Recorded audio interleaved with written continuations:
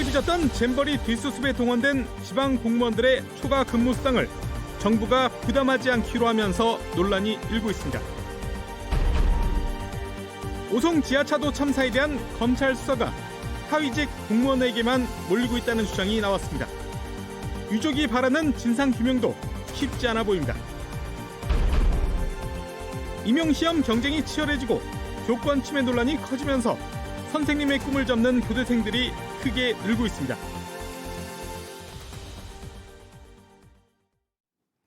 안녕하십니까. 뉴스데스크 충북 소식입니다. 지난 8월 파행했던 새만금 세계 잼버리 대회의 뒷수습을 위해 충북을 비롯한 8개 시도가 지원에 나섰었죠. 도와달라는 정부의 요청에 따른 건데 정작 상황이 끝나자 정부는 이때 발생했던 공무원들 수당 부담을 떠넘기고 나몰라라 하고 있습니다. 정재영 기자입니다. 준비 부족으로 망신을 산 새만금 세계 잼버리 대회. 태풍 소식까지 전해지며 비상이 걸리자 전국 8개 시도가 손을 내밀었습니다. 충청북도도 칠레와 일본, 온두라스 등 4개 나라 대원 3,028명을 받아들였고 지원도 아끼지 않았습니다. 당시 행정안전부 장관은 비용 문제에 대해 국가 책임 아래 전부 다 이루어진다고 공언했고 대학과 종교시설은 물론 충청북도와 7개 시군 공무원들도 휴가를 반납하고 합수까지 해가며 대원들을 도왔습니다. 충북에서 투입된 공무원만 무려 786명. 이 가운데 초과 근무를 한 505명에게는 약 4천만 원의 수당이 발생했습니다. 8개 시도 공무원들의 초과 수당을 모두 합하면 4억 3,400여만 원에 이릅니다. 실제 근무한 시간에 비해서는 아주 부족한 부분입니다. 숙소라든가 아니면 관광 프로그램 등에 또 통역 인원들을 배치해서 밤 12시까지 혹은 3박 4일간 숙식을 같이 하면서 그런데 이 비용이 모두 각 지자체의 부담으로 돌아왔습니다. 행정안전부가 숙박비와 식비 등 대원들에게 쓴 돈과 달리 공무원 인건비는 보전 대상에서 제외한 겁니다.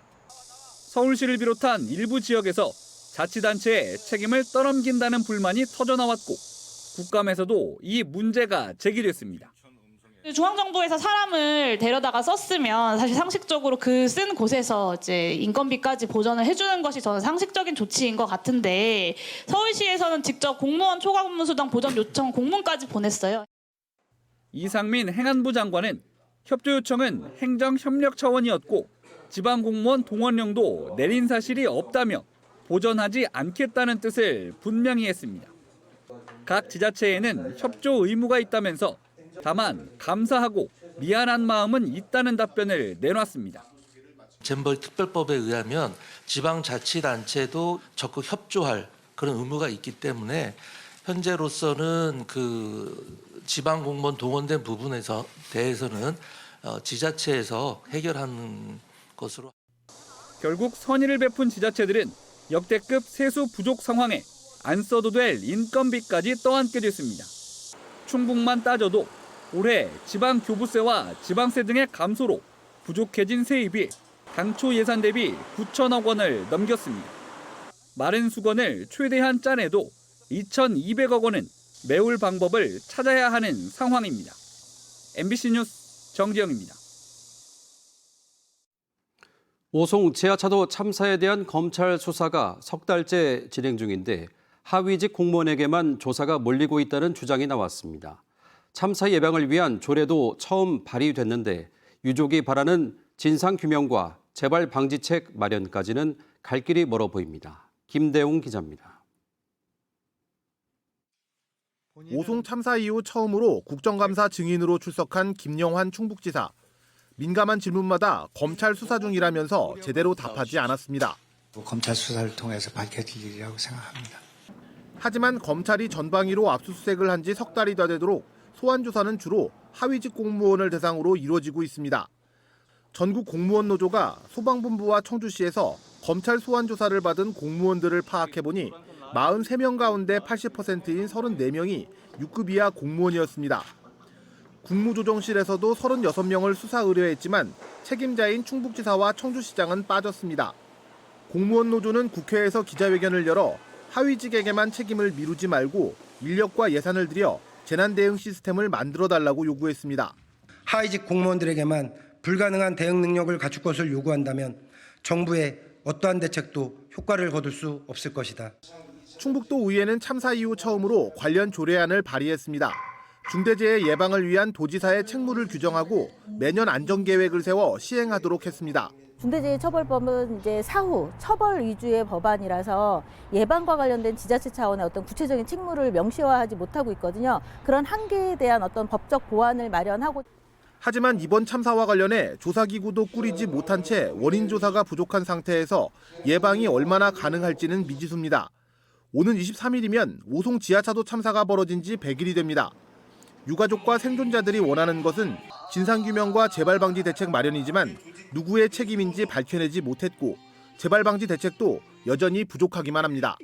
MBC 뉴스 김대웅입니다. 전국 택배 노조 충청지부가 쿠팡 로지스틱스 서비스 대표를 국회 국정감사 증인으로 채택하라고 국민의힘에 요구했습니다. 이들은 오늘 국민의힘 충북도당 앞에서 쿠팡 택배 현장에서는 클렌징이라는 상시 해고 제도로 노동자들이 고용 불안에 시달리고 있지만 국민의힘 의원들이 대표의 증인 채택을 반대하고 있다고 규탄했습니다. 앞서 민주당을 비롯한 야 3당은 쿠팡 측 대표의 국감 증인 출석을 추진했지만 여당과 합의에 어려움을 겪고 있습니다. 일신상해 이후로 의원직을 사퇴한 한재학 청주시 의원에 대해 국민의힘 충북도당이 사유를 밝히라고 촉구했습니다. 국민의힘은 오늘 성명을 통해 당선 1년여 만에 돌발 사퇴로 온갖 추측이 난무한다면서 민주당은 사유를 밝히고 청주 시민들에게 용서를 구하라고 요구했습니다. 이에 대해 민주당 충북도당은 입장문을 통해 납득할 만한 설명 없는 사퇴에 대해 사과하고 사퇴 사유에 윤리적 문제가 있다면 응분의 조치를 하겠다고 밝혔습니다. 한편 한 전 의원의 사퇴로 청주시 의원 자선거구에서는 내년 총선과 함께 보궐선거가 치러집니다. 얼마 전만 해도 청소년들이 가장 선호하는 직업 1위는 선생님이었죠. 하지만 저출생 추세 속에 임용시험 경쟁은 치열해지고 교권 침해 등 근무 환경은 악화하면서 꿈을 포기하는 학생들이 크게 늘고 있습니다. 김은초 기자입니다. 시험 기간을 앞둔 청주 교대 도서관. 예전 같으면 방학 기간에도 임용시험 준비생으로 가득 찼지만 지금은 빈자리가 많이 보입니다. 분위기가 바뀐 건 높아진 임용 문턱 때문입니다. 교대 정원은 큰 변화가 없지만 올해 충북의 초등학교 교사 선발 인원은 34명, 2년 전에 23% 수준에 그치고 있습니다. 덩달아 교사 응시자 수도 331명에서 83명으로 75%가 줄었습니다. 청주교대니까 충북에서 원래는 지원율이 높은데 이번에 충북이 워낙 적게 뽑아가지고 사람들이 이제 좀 불안하잖아요. 적게 뽑으면은. 그래서 지원을 적게 했고. 이렇다 보니 교사의 꿈을 접는 예비 교사들도 늘었습니다. 해마다 310명 안팎이 입학하지만 학교를 떠나는 학생이 최근 5년 사이 2배 이상 늘면서 올해는 270여 명만 졸업을 앞두고 있습니다. 다른 진로를 고민하고 있다고 진지하게 얘기를. 저도 옛날에는 그냥 무조건 교사를 해야겠다고 생각했는데 다른 쪽으로도 어떤 게 있는지 생각이 드는 상태입니다. 교육 현장에서는 높아진 업무 강도와 교권 침해 등 열악한 여건도 반영된 결과라고 지적합니다. 현재 이제 이슈 속에서 교사들이 겪고 있는 어려움들, 그걸 이제 교육 활동에 대한 환경과 노동 조건이라고 할 수밖에 없는데요. 이 부분들이 적나라하게 좀 드러났고. 교권 침해 논란과 함께 뾰족한 교원 수급 대책마저 나오지 않으면서 교사 지망생들의 고민이 커지고 있습니다. MBC 뉴스 김은초입니다. 청주국제공항과 필리핀 휴양지 클락을 잇는 정기 항공편이 다음 달 23일 신규 취항합니다. 거점 항공사 에어로케이는 180석 규모의 항공기를 투입해 매일 밤 10시 청주에서 출발해 다음 날 오전 6시 반에 돌아오는 국제 정기 노선을 신규 취항한다고 밝혔습니다. 항공권은 오늘 오후부터 항공사 누리집 등을 통해 살 수 있습니다.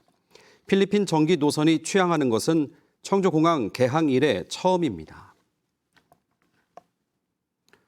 충북 최고의 맛집을 가리는 충북 음식경연대회에서 한방 능이탕 메뉴로 출전한 영동의 청학동이 왕중왕으로 뽑혔습니다. 충청북도와 MBC 충북은 역대 수상팀만 추려 다시 경합하는 왕중왕 부문을 올해 신설하고 영동 청학동을 왕중왕 대상으로 선정했습니다.